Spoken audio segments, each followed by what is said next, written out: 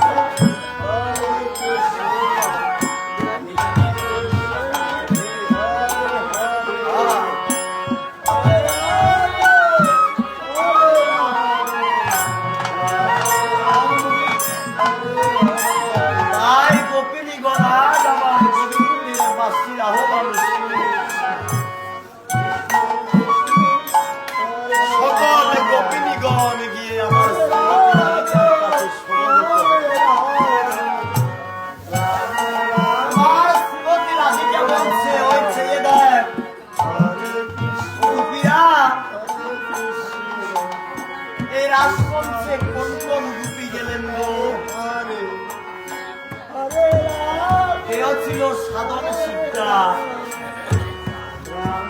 কেয়া ছিল গোপন সিদ্ধা,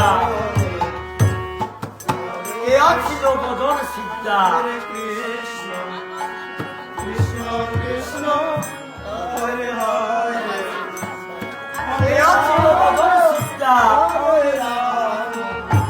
আর কেয়া ছিল গোপন সিদ্ধা, কেয়া ছিল সাধন সিদ্ধা। তাই সকল গোপীকে আজ আমার রাধারানীর কাছে রাধারানী বলছে, সখীগণ এসেছিস, ওই ছেলে দেখ নাচিছে কদম্ব নামে করিয়া মুরলীর ধ্বনি।